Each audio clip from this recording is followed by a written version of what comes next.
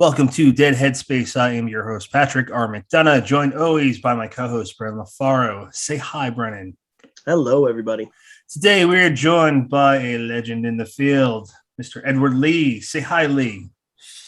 How are you? It's a pleasure to be here, and I'm no legend. That's what everyone says. They always think about all the guys or the writers that came before them. Well, you are well respected. I think you can't take that away from yourself. I'm very fortunate in that respect. What we kind of tackled this last time. You were on for the first time on episode 141. For those that don't know, that is the extreme horror episode. Me and Lee, Rat James White, Christine Morgan, Kenzie Jennings, and Christopher Triana. That was a really fun one. That was a blast. Yeah, so we kind of tackled it then, but I'm wondering if there's anything different that you may say with what got you into horror. No, I mean, pretty much the first kick in my creative ass was, like I said last time, I had the privilege of watching the original Outer Limits when it first aired in 1963. And I was 7 years old. And what you have to understand, I mean, you have to be my age to get it, because back then there wasn't television and movies were kind of spotty. And yes, they had Twilight Zone, which was a great show, but it was a half-hour show, and it had a much lighter edge than Outer Limits. But when I saw Outer Limits in my living room in 1963, it blew my mind, and it was like a depth charge going off in every living room in America, because people couldn't believe it, that something that terrifying was on television. Now I try to explain this to younger people today, and they'll watch it, but they don't have the benefit of being 7 years old in 1963 and seeing this stuff. The younger people have all been marinated in CGI and super multi-million-dollar effects. There was no CGI back then, and it was all the effects were practical, and they were all, I mean, every single cylinder of this show hit perfectly. It was terrifying. And that sunk into my warped brain, my little brain, and warped me. And I still can remember right now, even however, almost 60 years ago, when I was sitting in my living room, scared shitless, watching the show, because the monsters, it was all, every week was a new monster, and these monsters kicked ass. And, Brennan, jump in, bud. So, Lee, you said that, you almost, I don't want to say you compared it to the Twilight Zone, but you said, like, this is, the next level. What was it that, really kind of made the Twilight Zone and, other programs that came before the Outer Limits seem tame in comparison? Well, it was the effects. For one, it was like the Outer Limits was ballsy. They're putting some seriously scary monsters on the TV screen. Now, this is no cut to Twilight Zone. That's a historically more important show. But it was shorter, and a lot of the episodes, some were humorous, and they didn't have the hard edge that Outer Limits had. And same thing with Alfred Hitchcock Presents. That was a great show, but especially the one with Robert Duvall with hair, and he has a severed head in an ice bucket. Now that was pretty cool, but it was a half-hour show, and most of them were like on the amusing side, not in your face, scare the crap out of you horror, sci-fi-ish horror like Outer Limits. It was all about the monsters, but but not even just that. Every other aspect of filmmaking was done to perfection in The Outer Limits. The sound effects, the lighting, the direction, the stories were brilliant. They were mind-blowing stories. I had one about an alien prisoner exchange. Now, why couldn't I think of that? That sounds awesome. I mean, there were so many. There was this one called Xanti Misfits, and it was about ants that were like this big, and they had faces, like little twitchy faces, and they come out of a spaceship, and they kill Bruce Dern, who looked like he was about 20 years old, and then the noise they made, it's indescribable, but it was the scariest thing I'd ever heard in my life to that date. And I another thing about that episode, I specifically remember it, and I know my mother ran out of the room. I was sitting on the floor blubbering, and even my father was disturbed by it, and he fought the Japanese in World War II. So this was a hard-hitting show, and there was nothing like it on television, and that smacked me right in the brain, and I'm sure lit a creative fuse in me. Yeah. Being that scared was terrifying and fun. Terrifying and fun. That's a perfect way to put it. Like that's the best horror that kind of sticks with you and keeps you thinking about it long after the TV gets turned off or the book gets closed. So exactly. I think we can all agree here that your writing certainly pushes the envelope in a lot of the same ways that you're describing this show doing in the 1960s. So I mean, was that how did you kind of incorporate that influence when you started writing? Well, I don't know. That's really hard. I didn't start writing until I got out of the Army. I was about 21 years old. I hadn't started reading horror until late. When I was in, junior high, I remember we read Edgar Allan Poe and all that cool stuff. But I hadn't read, for instance, Lovecraft. I was unfamiliar with Lovecraft until about 1978 when I read. I was in Germany and I saw this book sitting in the remainder bin. It was called The Best Ghost Stories, and it was by the hardcover by Hamlin Press, and it had rats in the walls in it. And that's the story that I read first by Lovecraft, and that's like the kick in the balls. That's one of the most terrifying stories I've ever read, and a lot of other authors have said that. I think Harlan Ellison said that was one of the scariest stories he ever read, and I agree with him. It was so unlike anything else. Even Poe. Poe was wonderfully demented, but back in those days when Lovecraft was writing, most of horror fiction was just kind of tame ghost stories. And I hadn't read many of those, but then I read this guy Lovecraft, and when I first read the story, I thought that Lovecraft was still alive. I didn't know he'd been dead for God knows how many, 50 years or something, but that was a big influence to me. That kind of lit a creative fuse that told me, God, it must be a lot of fun being a writer. And there are other examples of that in my life. I've told this story many times, but there's a guy, he won the World Fantasy Award, the late Brian McNaughton, who wrote, he made a living as a writer, writing like truck stop porn novels, just for money, to pay the rent. And in between each porn novel, he would write a book a week sometimes. And he would, in between, he would work on this, what he called his magnum opus of dark fantasy.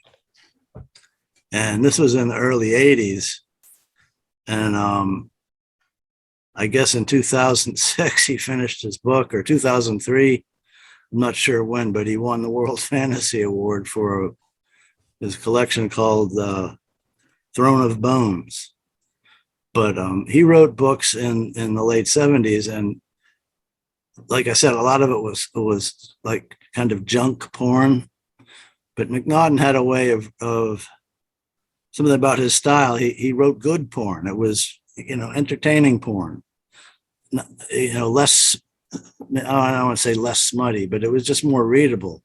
But then he wrote another book called, his publisher told, he told me the story. His publisher wanted a horror novel because, Stephen King was big now. He was coming onto the scene. So they wanted their own, the publisher was called Carlisle Communications, and they wanted a horror novel. So Brian McNaughton wrote one in a couple of weeks, and it's called Satan's Love Child, but it has nothing to do with Satan or love children. But it's actually a great modern kind of angle on Lovecraft's Dunwich horror.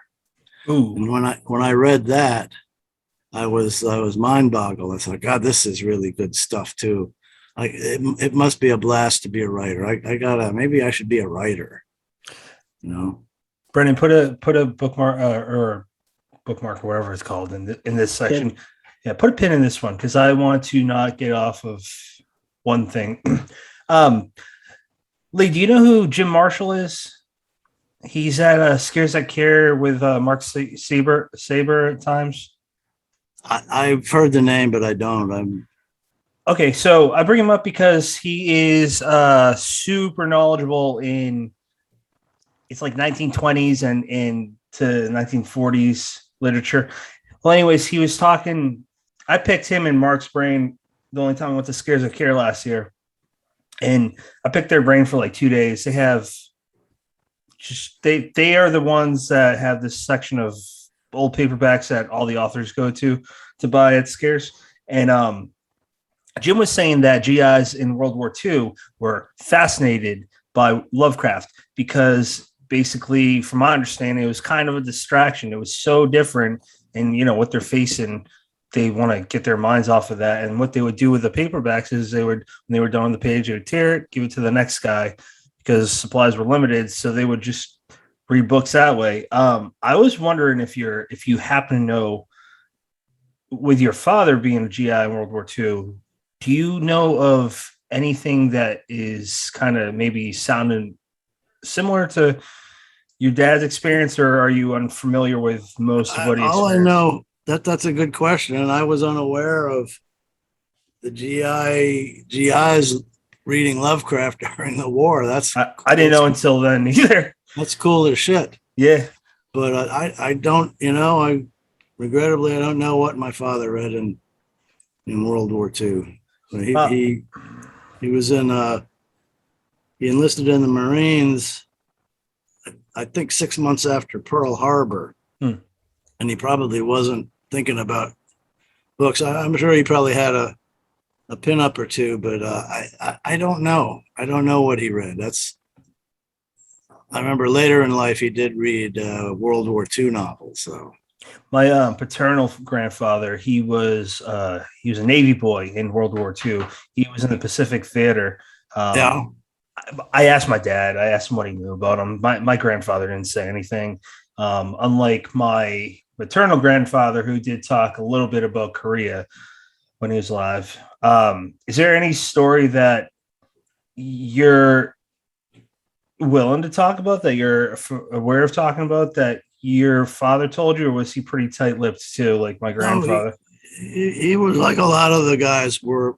They didn't talk about the war. He didn't. Yeah. I don't blame him. That's probably not what you want to talk about when you go through that.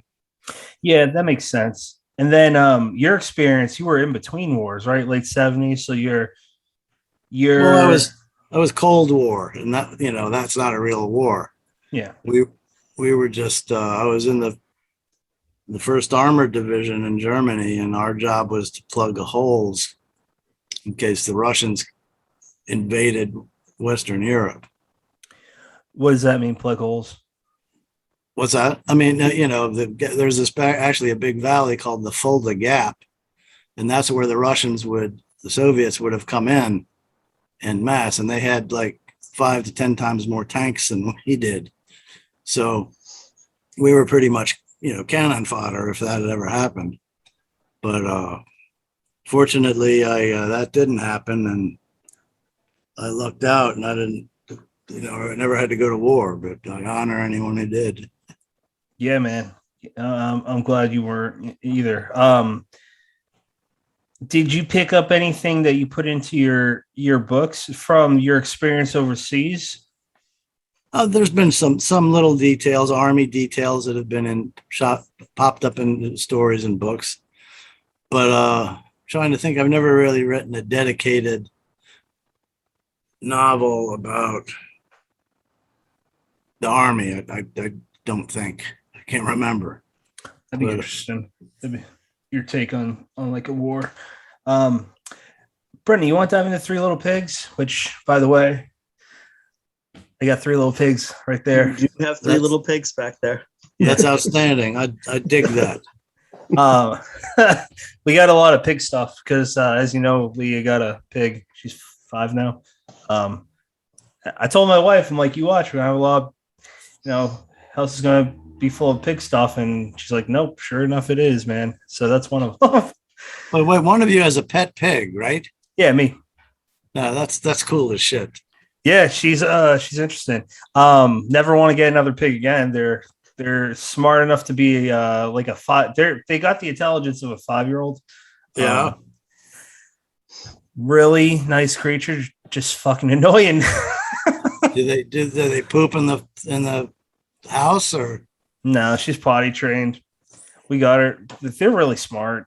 We got her spayed before she was 1. And the reason for that is because, at least with the mini pig breed, is their organs will be susceptible to some weird thing of cancer. So it's either try to breed them or get them spayed Or neuter them, yeah. Yeah. Three little pig. Do they eat a lot though? I mean, what's the food bill for the pig? Surprisingly, not a whole lot, because we keep her on a steady diet of pellets specifically made for her, and we give her vegetables. We don't spoil. Yeah, because if they get too fat, if you overfeed them, they'll get these fat rolls, and if they go over their eyes, you have to have surgery to. You have to get them surgically, like the fat removed. Or we had a friend that had a mini pig, and he was an idiot with his. He would give her or him sweet tea, and that pig was wild. She ate her bed, so he had to get surgery to remove all the stuffing, because it was like blocking everything. Yeah, it's fucking crazy. Wow. So this is the first time I read The Pig by you, and so wait, hold on. I've got a question about the pig. Oh, What do you do when the pig eats your heroin? You go ape shit. You beat the hell out of it. Beat it with a stick, and then beat it with a stick. They try to eat you. This is the first time I've ever read The Pig, and in one regard, it's the most fucked up thing I've ever read. In the other regard, it's a different kind of fucked up than like Ketchum's The Girl Next Door, which I always thought was like the most disturbing book I've ever read. Oh, for sure. Most of the hardcore stuff I write is comedic. Yeah, it's definitely funny. I think The Pig is pretty funny, but Jack Ketchum, there wasn't a lot of humor in his books, but he could write humor when he wanted to. Sure. I'm interested if you have any stories you want to share about you and Ketchum, because your pals kind of parallel for a while. Oh yeah, he was pretty much the first horror writer I met and I became friends with. I wrote him a fan letter right after Girl Next Door came out in paperback. Nice. And I remember he hated the paperback cover because I think you're gonna say that. It's like it had a cheerleader on it, and what it was just completely inappropriate. but we became friends. We corresponded and talking on the phone for a couple of years, and then he gave me a blurb once, which was cool. And then one day we were both kind of out of the loop. We didn't know about the horror community. We knew there was a World Fantasy Convention, but we thought, well, that's fantasy, that's not horror. But then I remember seeing an ad for the World Horror Convention. So I called him up and I said, hey, Dallas, they've got this thing called the World Horror Convention. And it's in Nashville. We should go. So we did. We went to Nashville. I think it was 1992. And that was our first exposure really to other horror writers. And it was a complete blast. So where I met, a lot of the people I met there, I'm still good friends with. That's awesome. That's really cool. Brennan, take us away, sir. But one thing I'll say that when the convention was over, I was getting in a cab going back to the airport, and it occurred to me then that I'd eaten no food for the whole convention, that the only calories I'd consumed were Heineken. And it's like, I'm just sitting there in the cab, hungover and thinking, what a fucking loser. But what the hell? It was a great convention. It was, I met tons of people there, and they're all still good friends. I bet you weren't the only drunk one there, man. Oh, no. You see, Dallas, Ketchum could hold his better than me. That's for sure. All right, so I would love to dive into really the whole trilogy. I've always kind of held, and I've had people disagree with me on this, but I've always kind of held that as far as horror is concerned, if you can take all the horrifying supernatural elements out of a story and still have it be a good story, I mean, that's generally what works for me. And I was, moderately surprised to find that's exactly what this one is, especially the arc over the 3 books. I love the way they tied together. And if there's a question here, I kind of wonder, because this has been out since 1997, the first one anyway. How have people responded to it? I can imagine people getting, turned off by the over-the-top elements, but missing out on what really amounts to an excellent horror story. Well, thank you for that. But what I recall is the response to it was very positive, and people were outraged, but in a positive way. I mean, it was one of those things I wrote, like my novella Header, for instance, I wrote as an exercise because I didn't think it would get published. And the same thing with my novel, The Big Head. I thought, probably nobody's going to publish this because I'm just doing it for fun. And, I kind of had, when you consider the first line of The Pig, which I think it was, Sissy picked up the shot glass full of pig semen and shot it back neat. I thought that, nobody's going to publish this. But God bless Dave Barnett, because he published them all. And that kind of, gave me some credibility as a hardcore horror writer, publishing stuff that I thought would never get published. It was all, even if it didn't get published, I wouldn't regret writing them because it was so fun, and I learned a lot. You learn stuff with everything you write, especially when you're younger like that. Absolutely. As far as like the mob is concerned in it, I thought that was really interesting. Is there any specific interest with the porn business in the 70s that you really clung to? Or is this, as far as like influence, or is this kind of just like, oh, that sounds like a neat thing to pick apart? Well, no, it was for somebody my age. I was born in 1957. If you were living in where I lived I lived in Bowie, Maryland, near Annapolis, near DC. And there was this rite of passage thing that every guy that age, once you get to be 16 or so, or 16, 18, you go to Washington, D.C. and go to the porn district. And there's another one in Baltimore was called the Block.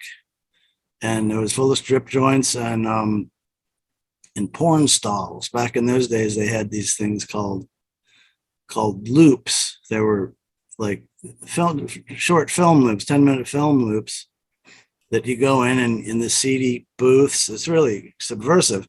And you put quarters in and you watch a screen in a booth, like a closet pervert.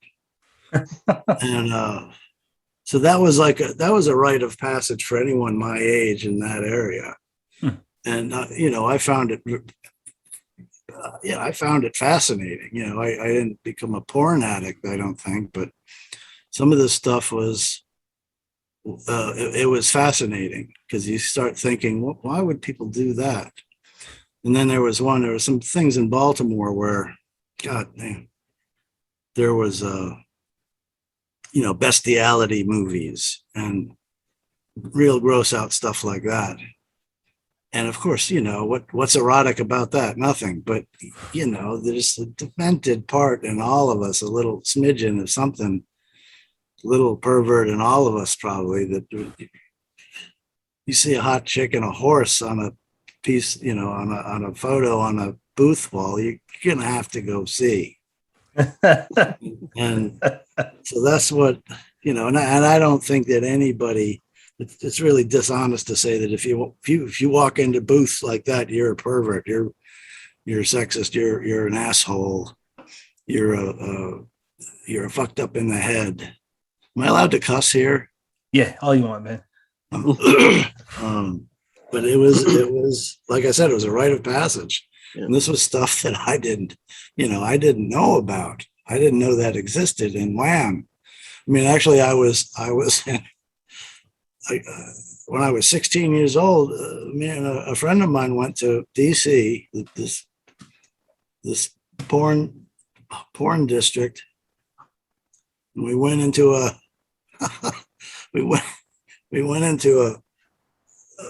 strip joint called the Cocoon Club. And it was the crappiest looking place. I don't even think that they had strippers there. We went upstairs, sat down. We're 16 years old. We get served beers. And there's a movie screen on the wall showing, grainy porn movies. Wow. And then we're sitting there and a Washington, D.C. police officer walks in. And we're thinking, we're 16 years old. And we're thinking, oh my God, if we get caught, we're ruined. Our parents will kill us, and please, God, let this cop leave and we'll never come here again. Well, the cop left and we were back the next week. So I hope God will forgive me. He's supposed to be all forgiving. So I'll put him to that test. There's a line, I believe it's in a Ouija pig. And I don't know how, I'm not sure how to describe it without spoiling like at least book one, but it talks about the kind of primal nature of man, that, cavemen, Sure. Yes, and the way they would, the way that they would find some of the things that are on the reels in that house, enticing, I suppose. And, all I can think is I've got a treeing Walker Coonhound in the next room, and he is the softest. He sleeps on the couch for 23 hours a day. But somebody comes to the door and you can see the wolf in him. You can see, generations and generations and generations back. And I think that's absolutely true of humanity is, all of us on the surface, we see all of these things listed, all of these different reels and all of these horrific things. And we, demean them, and rightfully so in a lot of cases. But at the same time, you can kind of trace elements back to, our baser nature. And I just thought that was such a brilliant little commentary there. The human race wouldn't have survived if it wasn't bloodthirsty, vicious, and inclined to commit rape. I mean, the National Organization of Women probably won't like me saying that, but that's how the human race survived all this time. You attack the next tribe because they're smaller and weaker than you. You drag their women down into the dirt and have sex with them, and they get pregnant. You war with everybody to take their stuff, take their livestock, burn their houses down, kill them so they can't kill you. That's the hallmark of this wonderful human race. And that's, it's part of survival instinct. And as we've evolved, I guess we've maybe devolved a little too, but I think we're getting better. We're not doing as much of that as we used to. It's declined a little bit, but there is that kind of intelligence, related ethics of this is not right, and we do know better than this. But also the fact that it's, buried, but in the bloodline, that there are, millennia of human beings that survived with these measures. You're absolutely right. By being bloodthirsty and horrible rapists and murderers. That's why we're here. Yeah. That's why we're still here. And I mean, that's almost a facet of horror in and of itself, is being a 21st century human being, knowledgeable, educated, and in polite society, and being unable to control those impulses. I mean, what's more horrifying than that? Yeah, there's still a little caveman stuff going on in our genes, probably in a lot of us, and that's where you get your serial killers and not to bring up I won't talk about the war, but horrible stuff that goes on in the world. It's because of that, and yeah, it's because of bad upbringing to for a lot of people. If you look at these serial killers, a lot of them had horrible childhoods, but I think there's a little kernel in all of us that has a capacity for, I don't want to say murder and atrocity, but might be able to do that in a situation where you had to, I guess. I don't know. Yeah, I also am tiptoeing around that. Capacity, I think, is the right word. Patrick, weigh in. I was just going to say the American. Let's get all three of us canceled here. I was just going to say the American Titans, starting with Cornelius Vanderbilt and Rockefeller, all those guys, JP Morgan, they were fucking vicious, man. There was like four guys in America that had like more money together than the top 50 nowadays, and they controlled everything, but they didn't get there by being nice. They were smart and bloodthirsty. They break your. Oh yeah, they left people to die. Joseph Kennedy Sr. was he owned tenements. He didn't give a crap about those people. He just wanted their money. You gotta, I guess, people gotta suffer if you want to be rich, I guess. But back then, those were the robber barons, and the rest of us were the little people. Yeah, I mean, you still get it today with some of the big wigs, but you can't get good without bad. Yeah, it's the human condition is very interesting. I'm wondering what the response has been for Ouija Pig. What's that? What has the response been for Ouija Pig? I'm sorry, I didn't hear you. What has the response been for Ouija Pig? Well, I really, it's only been out a little while. I don't know. I think it's pretty good.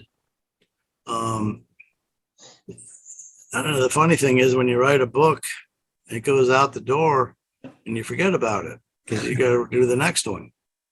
It's like your kid going to college. Okay, get the hell out of here. Go to college. Leave me alone.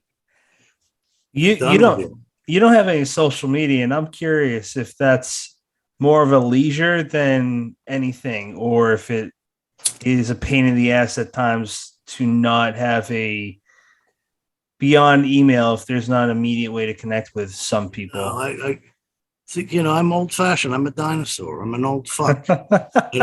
I still don't really even know what Facebook is. What is it? You talk to people? Well, I can talk to people on my regular email. I don't need some Facebook feed with people telling me, spreading jokes that aren't funny. They're telling me what they ate for lunch. Yep, that's pretty much it. I mean, my time's more valuable than that. I got books to write. I don't have to be dicking around with that stuff. But I will say that one of my publishers, K-Trap Jones, who published the Pig trilogy, he made a kind of a Facebook for me, and I go on it like once a week and tell people what I'm doing and stuff like that. Dave Barnett of Necro did the same thing. He would send me, if readers had questions, he would email me the questions. I'd email answers back, and then he'd put them on the Facebook because I didn't know how to. That's pretty damn funny because a lot of writers I do see get caught up in stuff that ultimately don't fucking matter, and I'm not innocent in that either. No, life's too precious to read about what somebody had for lunch. And getting caught up in trivialities of who thinks this. Like, there's a lot of opinions out there, and a lot of people act like there's personal attacks with them if they don't like what someone says. And yeah, I could see that. That makes sense. A lot of people would get a lot more written if they stayed off of it, for sure. I think it's a double-edged sword because it's like, a lot of newer writers, and Lee, you have the benefit of, your career spans back decades. I mean, you've got books in hands and you've got a name made for yourself. And a lot of the writers coming up already kind of have a high opinion of your work. But a lot of the new writers do kind of, myself included, depend on a social media presence to sell books. Oh, yeah. And it's a responsible thing to do. That's if you care about your work, you do that. I mean, I care about my work, but I don't know how to do that crap. These younger guys, they're blowing me out of the water. They're online. They must be on the line half the day doing social media stuff. Yep. And there's a benefit to it because it promotes your work. In the past, I've always said, well, it's the publisher's job to promote my work. Well, not really. I should take more responsibility with that. I should take a hand in it. But like I said, I don't know how. I'm a crabby old man, and I don't want to screw around with all this media business. I just want to write books. I get it. Totally get it. My job is to write books. It's not to tell people what I had for lunch. Yeah. Well, and if you've gone most of your career not needing that social media presence, like if you have a certain amount of time, set aside each day that's dedicated to writing, if you all of a sudden have to like take an hour, a block of that time and say, this is my time to sit on Facebook, this is my time to sit on Twitter and interact with people, I could see that being a fucking nightmare. To a lot of people, somebody like me, that would be the giant pain in the butt. That would be an outrage. But other people groove on it. That's what they do, and they do it well. And these younger writers coming up in the new wave of horror, that's what they're doing. And they're not only good writers, they're great technically with all that media shit. That's pretty well said, isn't it? Yeah. Well, and I mean, I think it just kind of comes to, like, for example, your writing time could be, this much actual writing, this much editing, and this much, sending emails to, publishers, taking care of like behind the scenes stuff. And I think it's just different now where, part of that behind the scenes stuff that's built in there is that kind of social media. Like, I got to go online, I got to do a book giveaway, I've got to, share this, new post about my synopsis or whatever.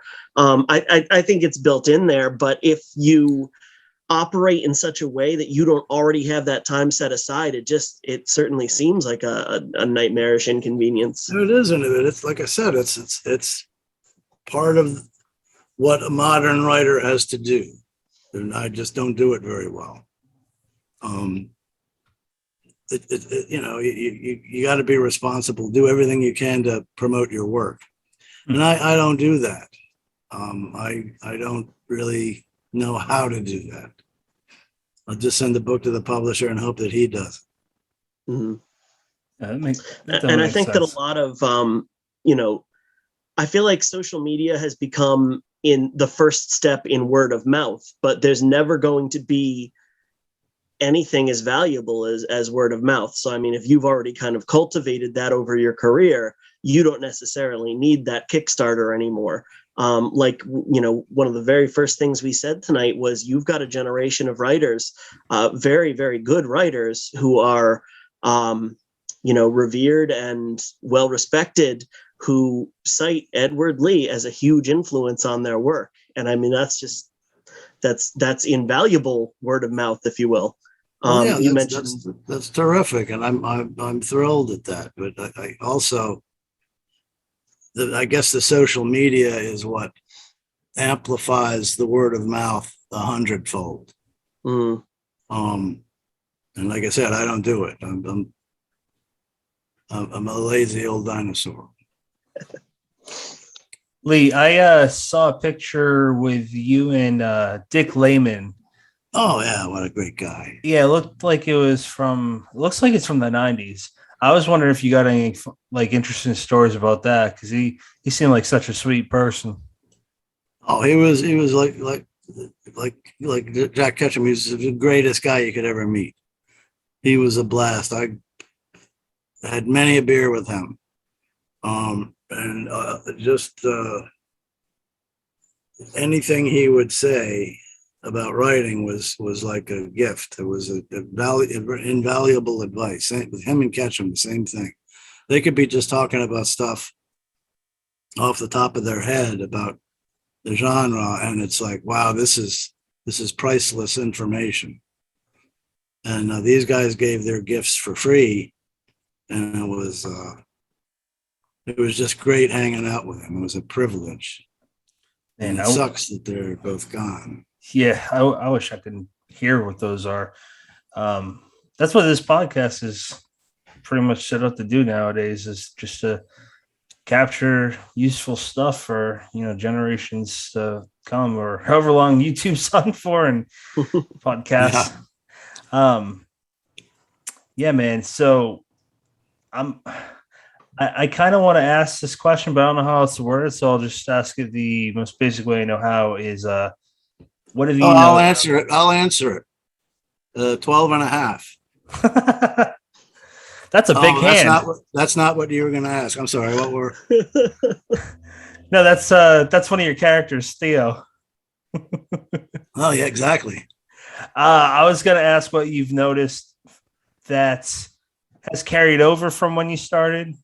Not even trends, but just kind of what you've noticed with writers in this genre, and what has changed ultimately from when you started a few decades ago. Well, if you're talking about extreme horror, I've noticed, I'm not criticizing what other authors do, but there seems to be a lot more, very powerfully negative work,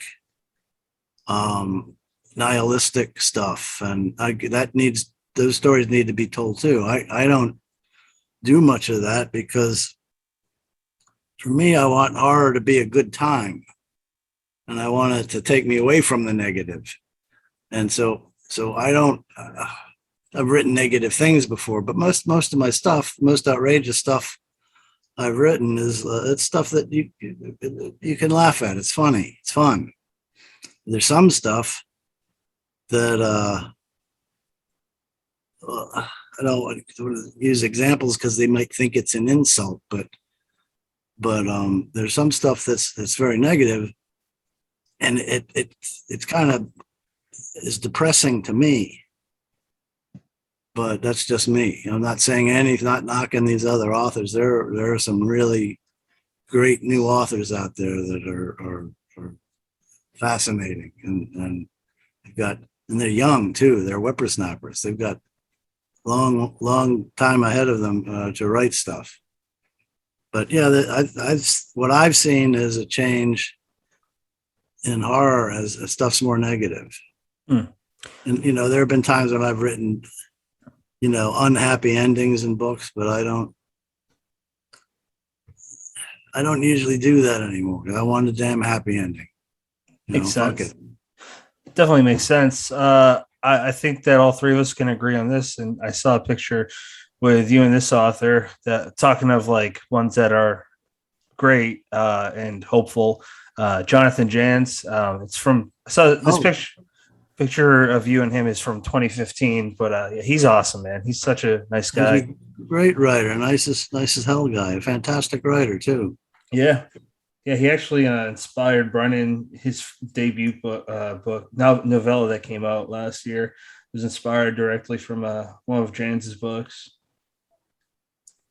Brennan, that's when you come in and start talking. Oh, I thought you looked like you were plumbing the depths for your next question. No. Okay.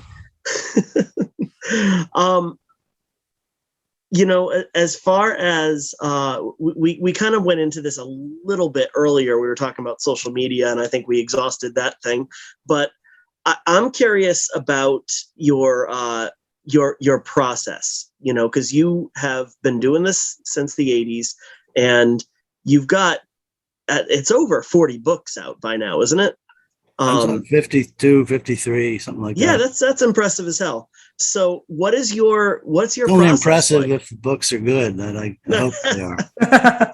Well, and before you answer what's your process, which is just such a cookie cutter question, like it's you mentioned having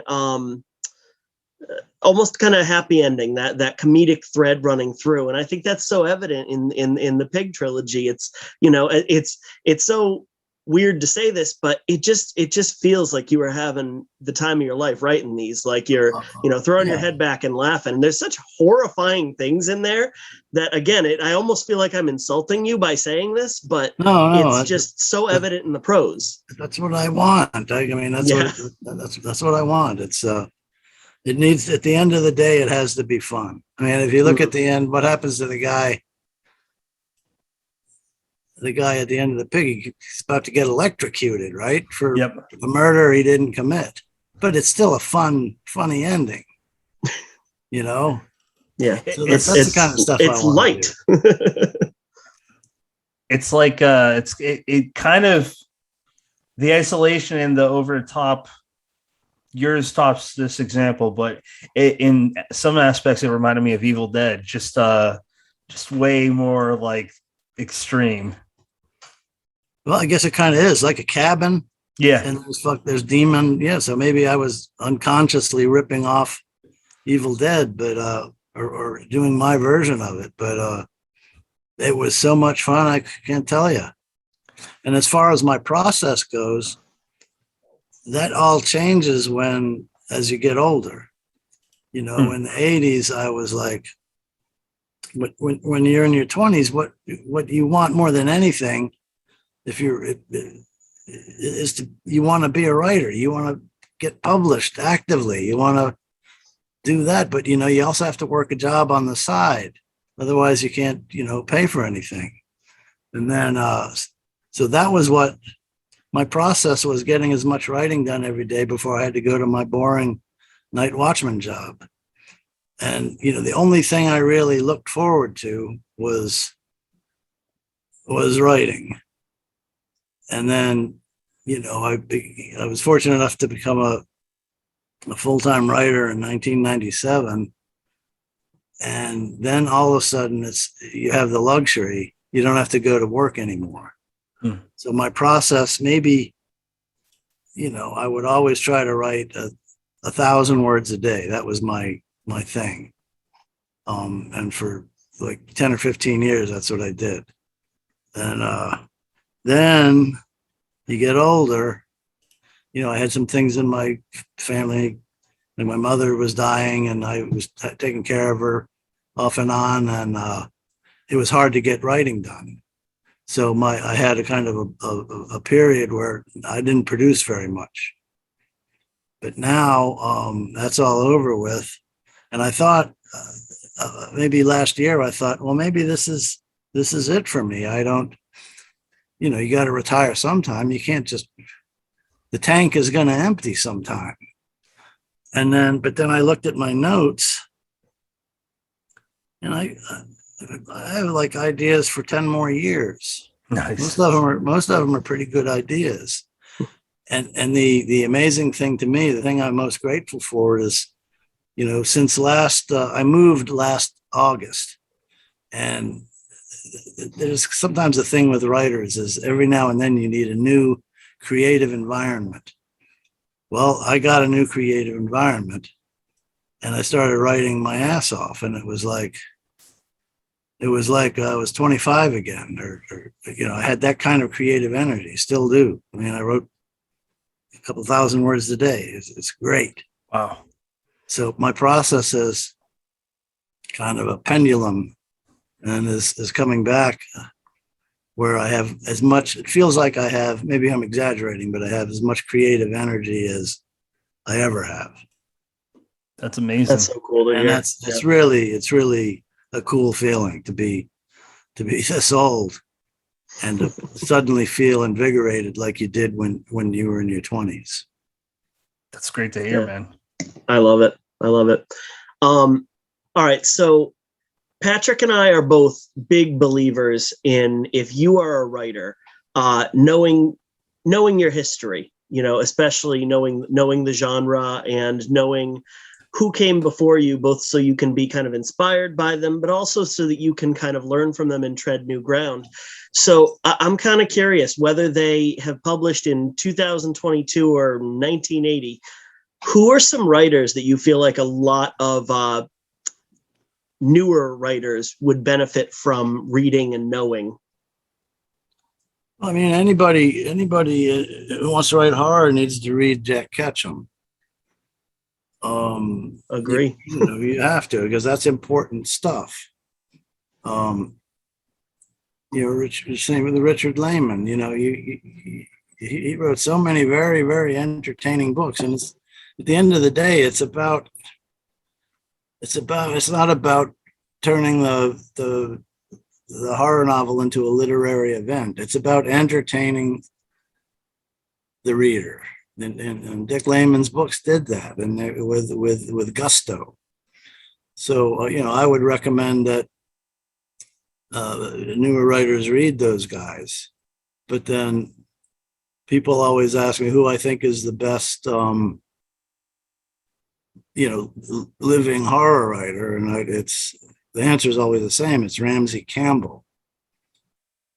From England, and he's like just a brilliant prose writer, brilliant crafter of stories. And every sentence he writes is like a hallucination. And I don't know how he does that, but I'd name him as the greatest living horror writer.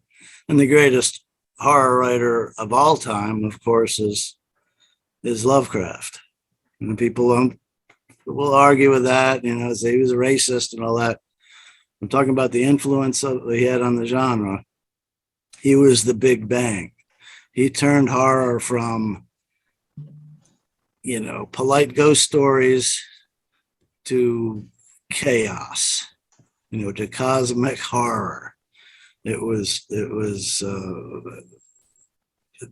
you really can't describe it, but it really did influence everybody. I've had writers tell me that, well, I'm not influenced by Lovecraft.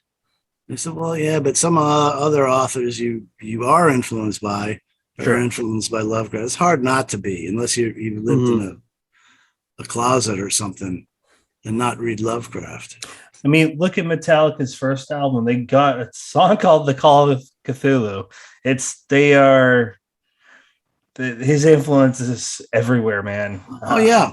If you like, I asked, I had this girl would cut my grass in the past, and I had a picture of Lovecraft on the wall. And he says, "Oh, who's that? Is that your father?" And I said, "No, that's H.P. Lovecraft. Have you ever heard of him?" And she goes, "No."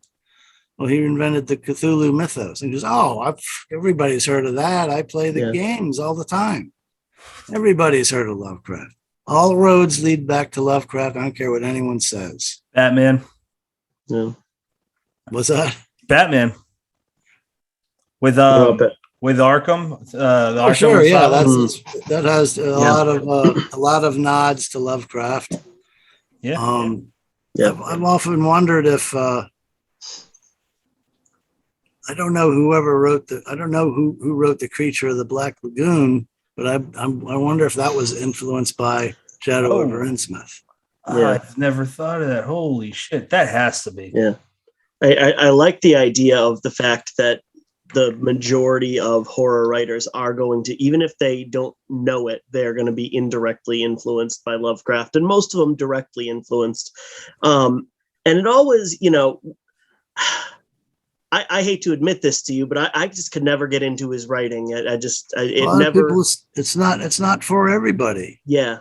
But I always held that it was just so monumentally interesting and impressive that a single man could craft the kind of mythos that you usually get from entire civilizations.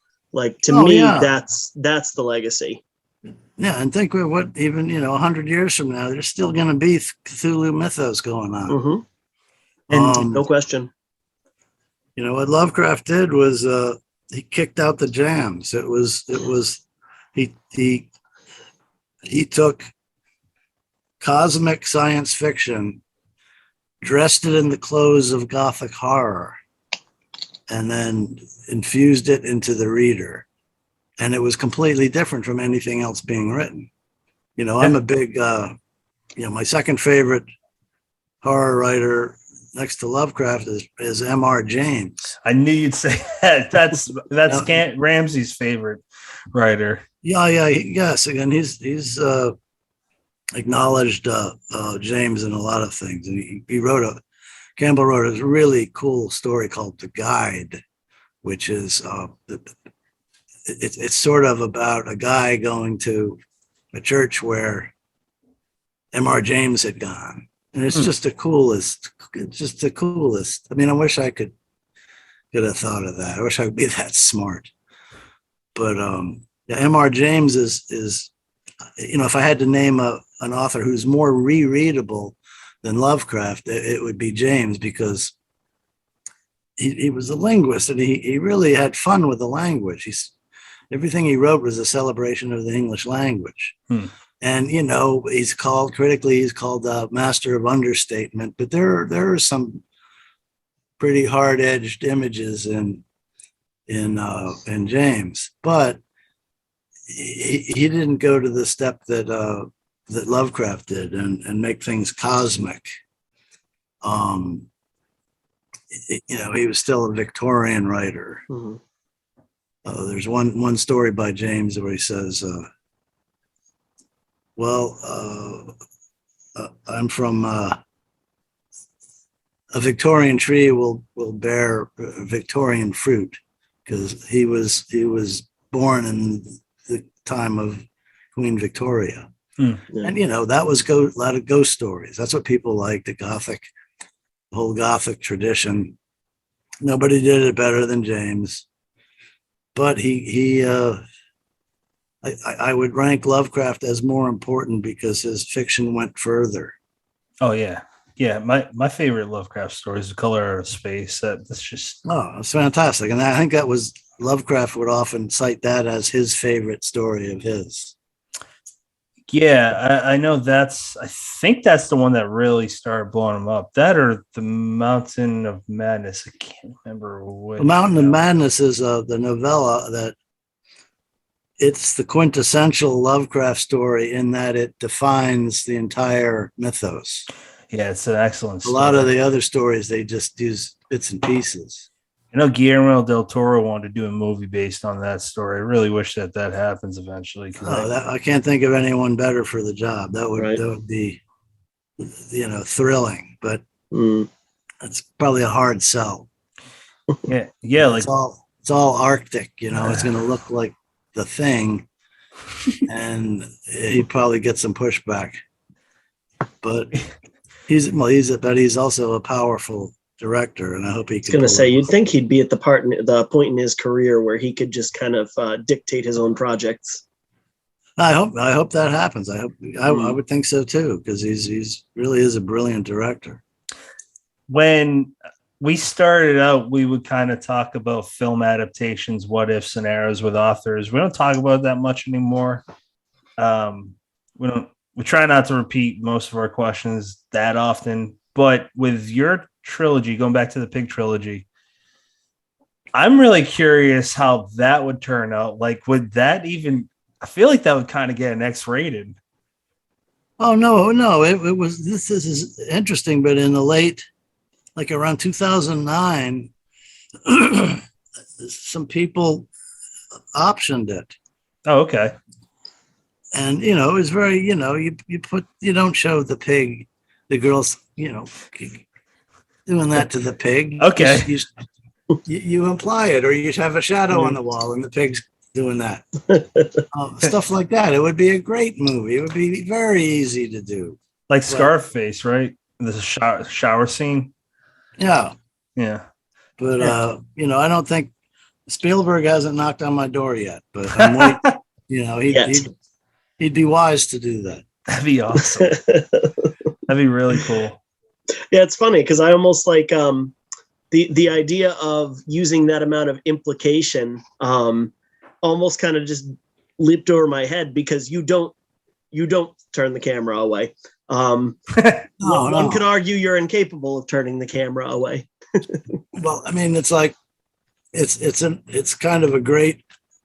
It's been on so many discussion panels and in horror conventions. Is, you know, when do you leave things to the writer's imagination and when don't you? And you know, so a lot of the newer writers say that it's a cop out to ever leave things to the reader's imagination. And you know, I agree in a sense, because you know, the readers are paying for your imagination. But I think for me, it's a tactical thing. And just like it was, not that I'm comparing myself to Lovecraft, but if you look at Lovecraft, nobody jockeyed leaving it to the writer's imagination or putting it in the reader's imagination, and later putting it in the reader's face better than Lovecraft. One example is Charles Dexter Ward, where you see the raiding party go into Joseph Kerwin's house, and then you hear screams and Latin voices booming in the sky. And then these guys all come out with white hair, glassy-eyed, and they never talk about what they saw.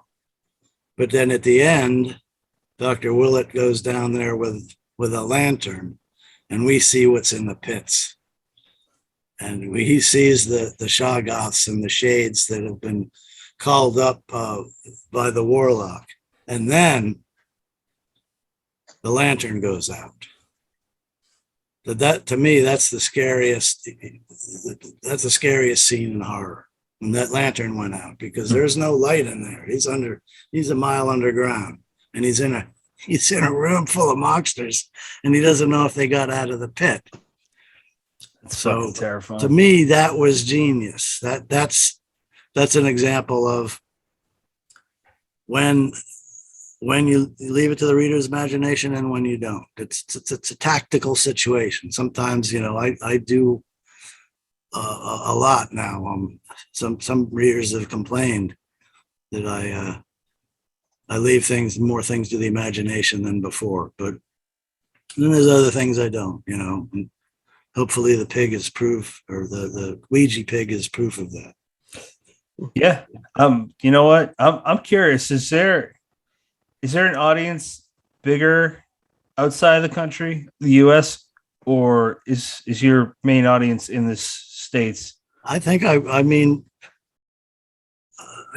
my books sell better in Germany now. I have a pretty big following there. Here I think, you know, been into this since 1982. I'm getting to be old news. That's the way it goes. It's out with the old and with the new. There's a whole new wave of new writers, exciting new horror writers making the scene. And I think that's great. You know, you can push the old guy aside, but the old guy's not done yet. No, wait. I'll still take him to school on occasion. There you go. Yeah, you should always keep everyone in mind. Not you, but I don't like the mentality of just new. I see that every now and then online, and I'm not a big fan of that myself. I won't speak for Brennan on that. Brennan, you want to go to what are you reading? Yeah, let's do it. Lee, what are you currently reading? I'm glad you asked that. I recently read, you all know who David Scow is. Oh, yeah. Of course. But I mean, this guy, can you see this? He's released it's called, I guess you can't see it, Weird Doom. It's a David J. Scow sampler, and it's stories from early in his career and then all the way up to now. And it even has some nonfiction in it that's just absolutely fascinating, and some of the best stories. I think maybe the best. All right, there you go. That's cool as shit.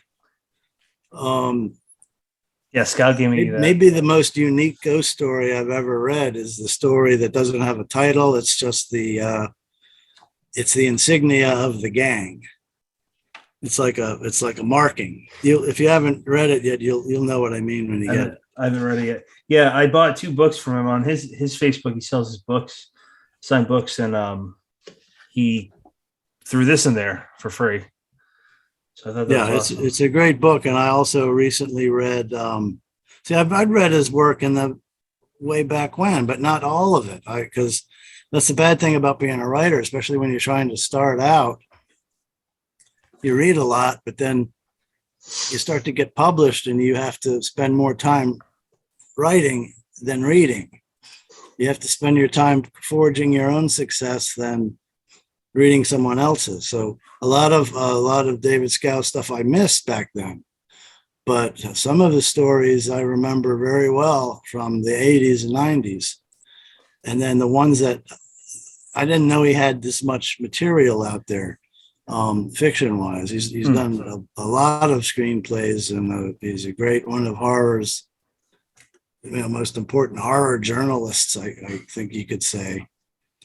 But then he did. There's another collection called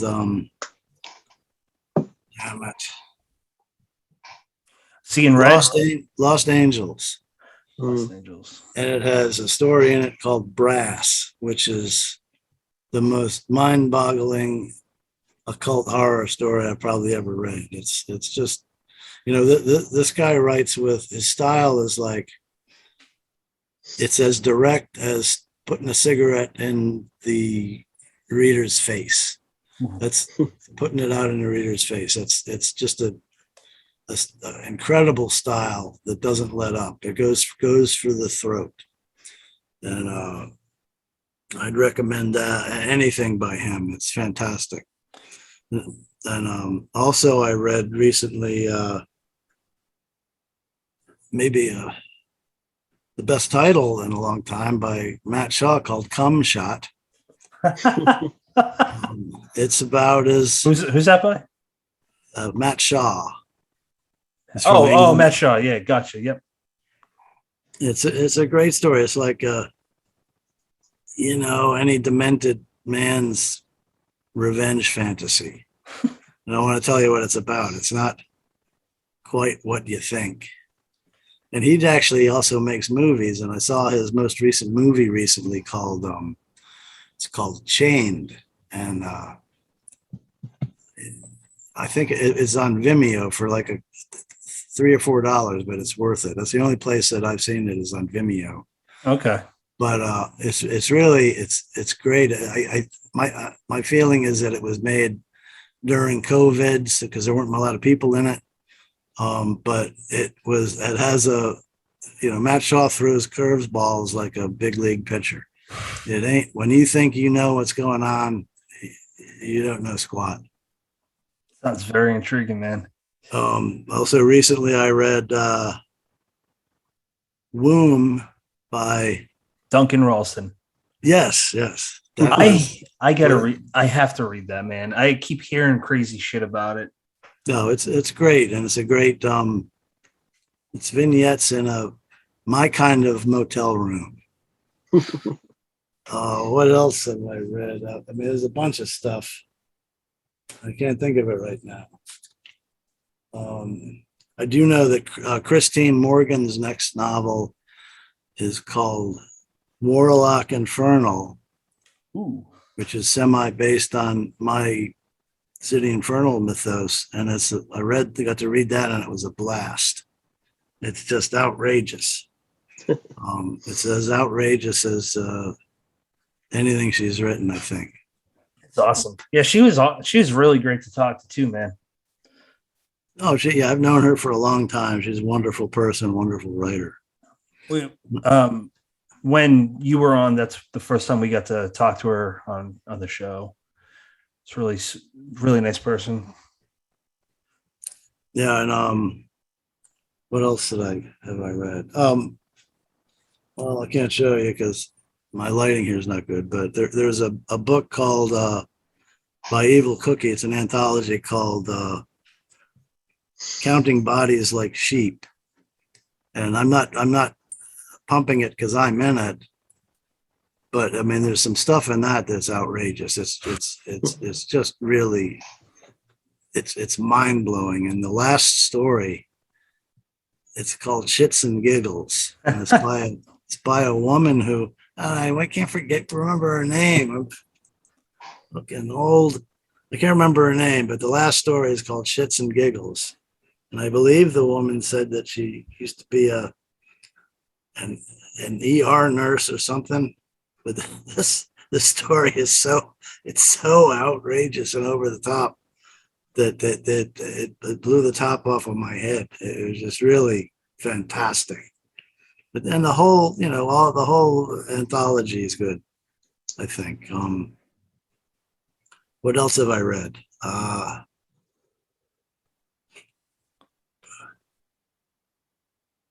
Damn it, I can't remember. Evil Cookie's doing some wild stuff these days. It's all Their good. anthologies. What's that? I said Evil Cookie's doing some wild stuff right about now. He's a great guy. Trying to look up the name. Is it Sarah Budd or Bridget Nelson? Bridget Nelson is the name. Ah, that's it. Okay. Yep. Yeah, she's pretty awesome too. Yeah, that's an outrageous story. It's like, oh my God. It's like a kick in the face. It's just great. And I really like the Kenzie Jennings Reception novella or novel. Yep. You could taste the human flesh. She's a hell of a writer. It was being eaten in that story. It was great. And there's a bunch of stuff I read recently, and I can't remember. Man, that's a lot of good stuff, though. And I also read, every other night I do read Lovecraft or M.R. James a little bit. Nice. It's kind of infected my brain. Yeah, you mentioned Dunwich horror way earlier, and that's another one that I really like too, man. It's an excellent story. No, it's fantastic.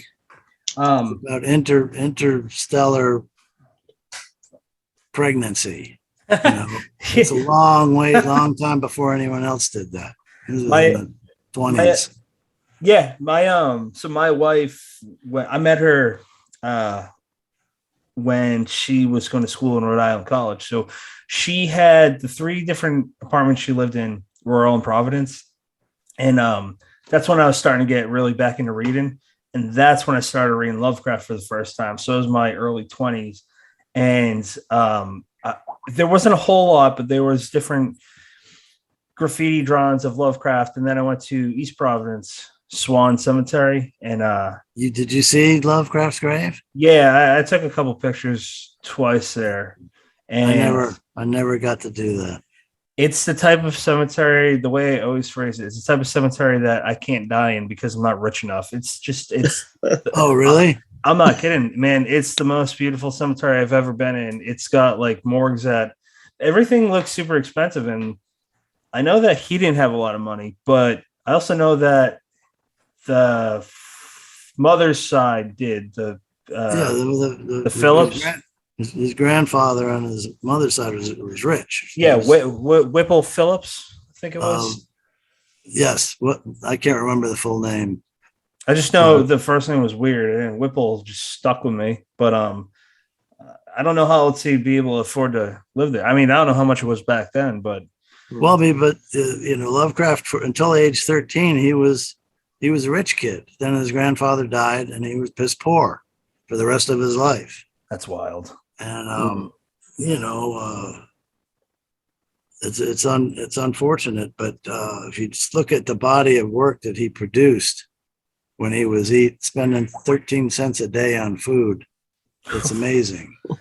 How do you think he'd react if he were to come back some miraculous way and he knew exactly, had the weight of his influence fall on his face, like just crush him? How do you think he'd respond to that, man? He might not believe it, but I wish, if I could go back in time, I would tell him, I'd do two things. I'd say, look, Mr. Lovecraft, you got to understand that you're the biggest horror writer in the world after you die. And then I would give him something to autograph. But I don't know if he really had a lot of a self-esteem problem. He didn't think his work was any good. I know he burnt his work a lot. Yeah. He burnt a lot of his early stuff. One time a publisher, hardcover by Scribner's, I think, wrote him a letter. They'd heard about his work and say, we understand you're a notable horror writer. We'd like to do a novel by you. And he said, well, I don't have any novels. And if I did, he'd find it inferior. But sitting in his desk was The Case of Charles Dexter Ward, one of the best horror novels of its time. So he really had a low self-esteem problem. I know his mother was treated everything very puritanically and didn't show any physical or really any. Oh no, she was a horrible bitch, and she was. Yep, yeah, there it is. No, she would not let him go out of the house because she'd say, Howard, you're too ugly to be seen by the neighbors. Yeah, there's another word I use, but I'm not going to say it because I'm American, and that might. Oh, she was that word too, and the whole racism thing came from her. I'm sure his two aunts. Yeah, they were hugely, huge Yankee racists, and unfortunately, that rubbed off on him. And because he had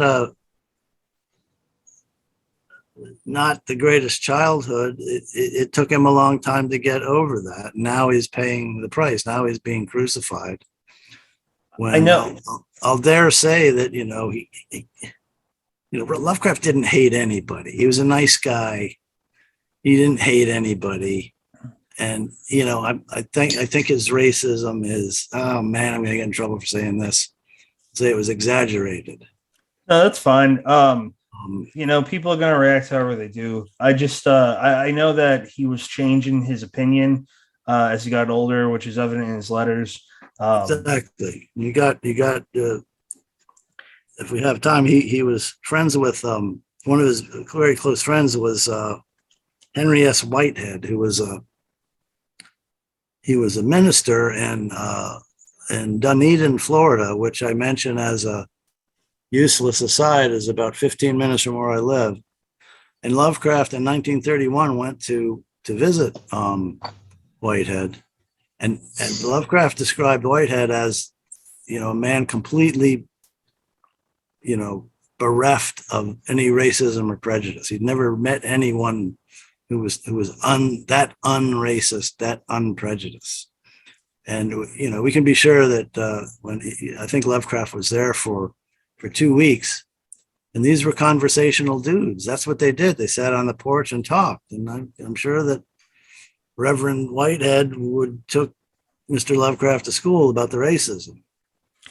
But sure, that's it's unfortunate. Yes, racism is horrible.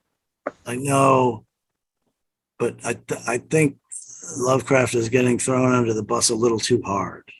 Well, He was a that's nice guy. He was a nice guy. He didn't hate anybody. He didn't bother anybody, and he never, you know, a lot of times when we're little kids, we pick up racist stuff from adults.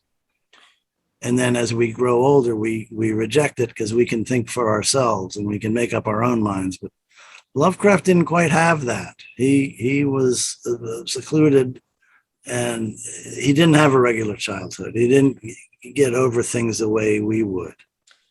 So I think that maybe, you know, we should turn off the hate machine and give Lovecraft a break. Well, yeah, that's the thing about social media where it's a lot of definitive statements. There's a lot of very extreme and negative statements made. It's like I think a lot of those people do not understand his background. I think that They they don't. I don't think they care though, and I just think that they're really coming from a really negative place. And if the script was flipped on them, they wouldn't like it very much. If they started having their lives picked apart, they probably wouldn't like it so much. No, you see a lot of this in these entertainment journalists who talk about how Lovecraft was a massive racist. Now, they've never read Lovecraft, and they only know that Lovecraft was a racist because the next guy told them. So they're not informed on the subject. Yeah. Yes, Lovecraft had some racist tendencies. They mellowed out later, and we should forgive him.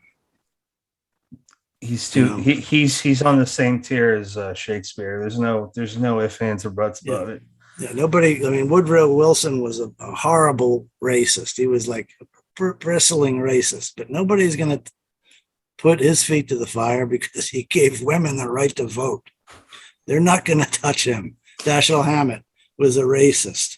You know, he always had in his books, he had African Americans were all thieves and gay people were all shifty and women were all ditzes. Right.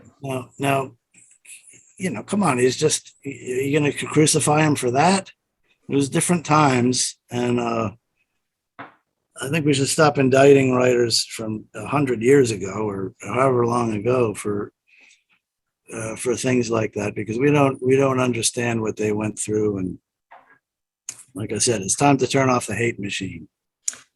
My personal take is that there's too many variables. It's a different time. Like there's too many variables in life of this century. Yeah. Never mind 100 years ago, whatever, you know, man. Exactly. So, yeah. You don't know all the details, all the elements that go into somebody's psychology. Plus, you know, who's to say that if they were to be here nowadays to be exposed to all these walks of life, that they wouldn't say, you know what? Yeah, that's a good point. I agree.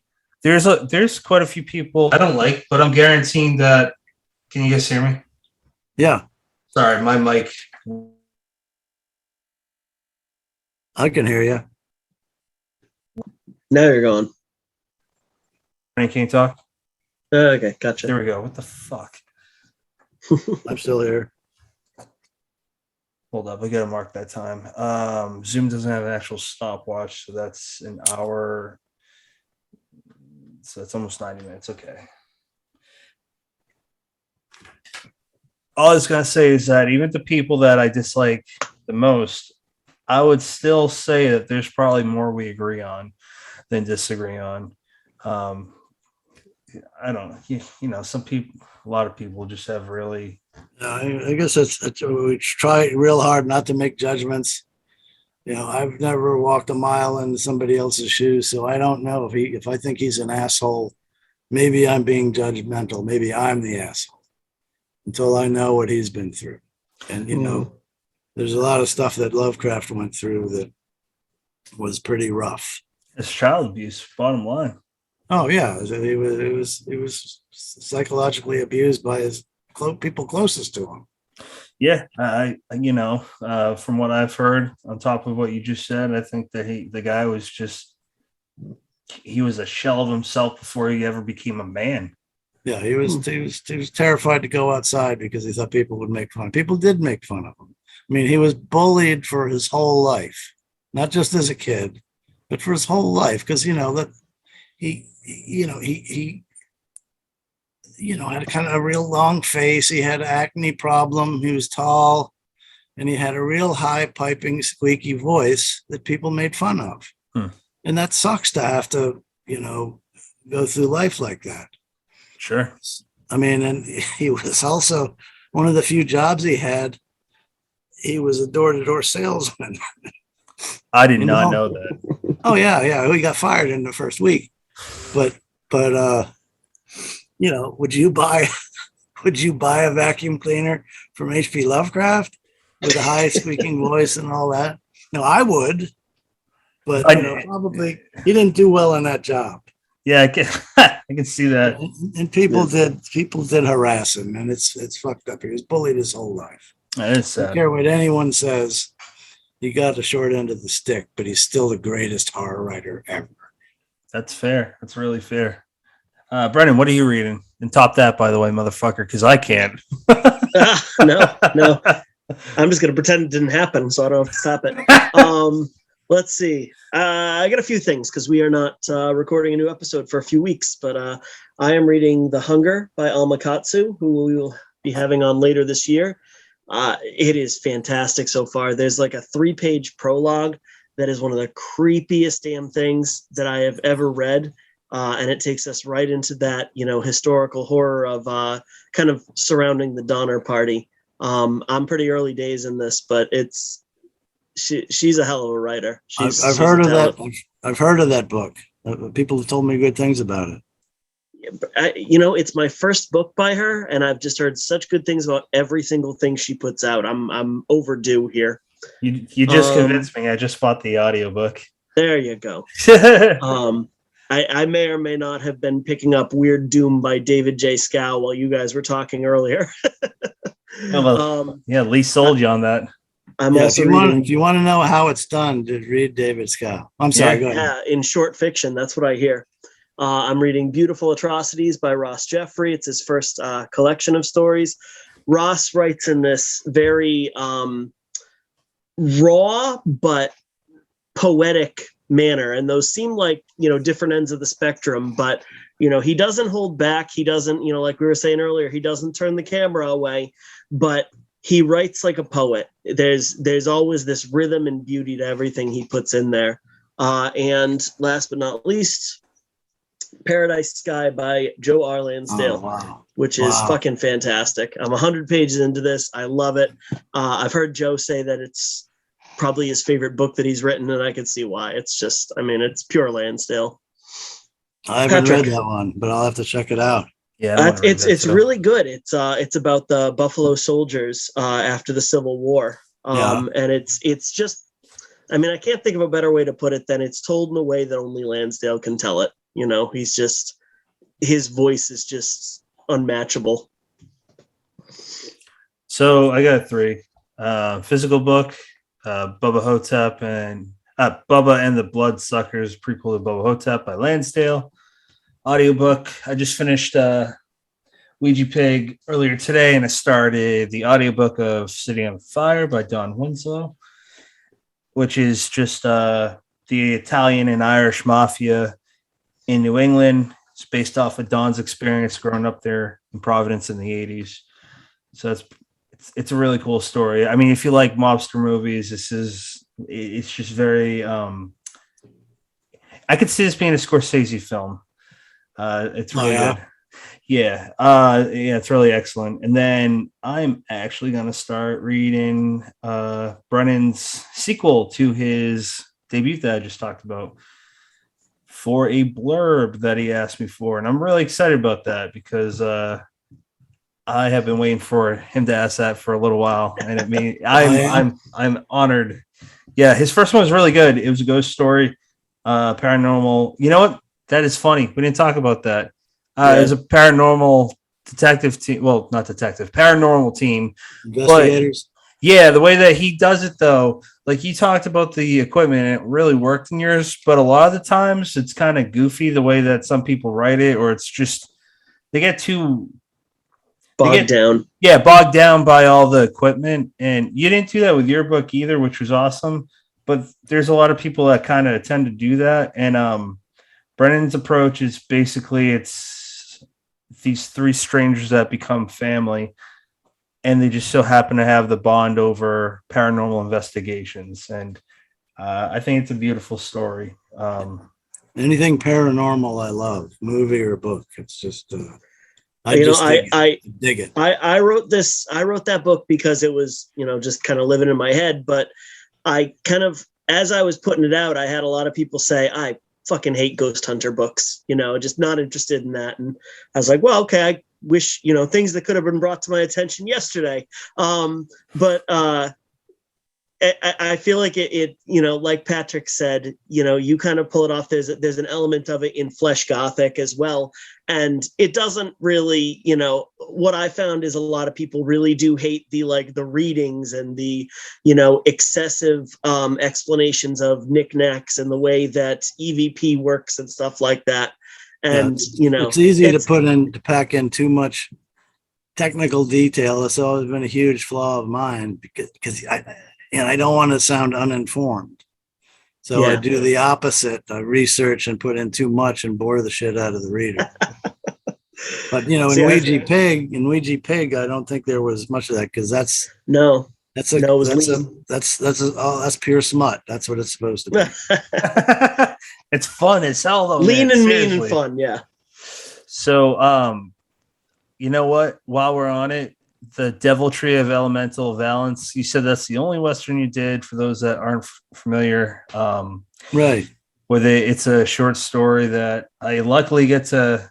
I don't have to do anything with it. It's a reprint, but I luckily get to be the editor of an anthology where that story is going to be in for Horror Western through Death's Head Press. That comes out later this year. We'll talk more about that as the year goes on. But do you want to say that? Did you say that?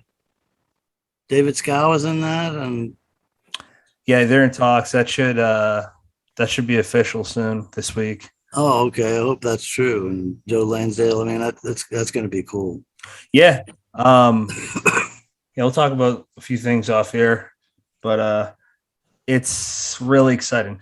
But we'll have an episode with a bunch of us on later on in the year. We'll figure whatever date works for everyone. But yeah, let's move on to usually you ask people where can people follow you, but you're not on social media. So what's the address? No, just kidding.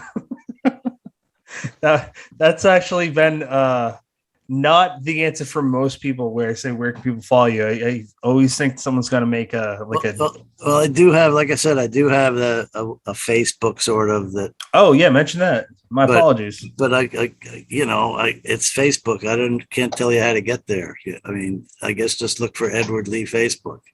There is another Edward Lee that pops up. It's a chef. He's an Asian chef. So yeah. But that guy's pissed off because sometimes I look myself up online to see what pictures there are. Yeah. And there's a bunch of his pictures there, and I'm sure he does the same thing, and he sees my old face. But hell, I think he's a Korean chef who's very famous. But somebody else, there was another guy on Facebook named Edward Lee, and he said that it's one of the most common names in the world. Really? I don't know about that. Which because he was Chinese. And so I don't know. I mean, there's a lot of Edward Lees, a lot of everything. Is there a reason why you like to prefer being called Lee? Well, that's my real first name. My mind's blown. I didn't know that. I thought it was Edward. No, I've used a pen name since I first started writing because I didn't want my parents to know what I was writing. So moving on. Final thoughts. Lee, what are your final thoughts, sir? Well, I mainly grateful to you guys for giving me this opportunity. I'm working on a novella now that's pretty outrageous, I think, and it's called Double Wide. So I'm 16,000 words into it, and at this pace, I'll probably be done soon. It's really been exhilarating to to find this new creative energy lately. I ain't done yet. That's amazing. Keep me updated, man. I definitely want to know when that's out. Brennan, final thoughts. I wholeheartedly believe that novella is outrageous. And yeah, I echo Patrick. It's so cool to hear that you are just in that pendulum swing right now, where just everything's flowing. I love to hear that, and there's no better feeling for a writer than to be in the groove. Yes. And I was out of the groove for a while, but I'm still back in it now. So I still got more shit to say. That's nice. Awesome. And we would add that we're tremendously grateful for your time. Absolutely thrilled that you would choose to spend your Thursday night with us. Well, it's my pleasure, and it's always great talking to you guys. Yeah, man. My feeling's the same, and definitely gotta have you back. Probably, this, as long as it works out, we'll have you back later this year with some authors from that anthology. So sure, more to come. I'd love to do it. That'd be great. Yeah. So my final thoughts for Seco Brennan. Appreciate you, Lee. It's always a real pleasure talking to you. And listeners, next episode is episode 155. That is titled Meet the Lansdales, where we talk with Joe, his son Keith, and his daughter Casey. We'll probably be focused on family, but knowing the Lansdale family, we could be talking about a lot of stuff for a long time. So more to come next week with that one. Sounds great. Listeners, as usual, you have many choices in podcasts. Thank you for picking us.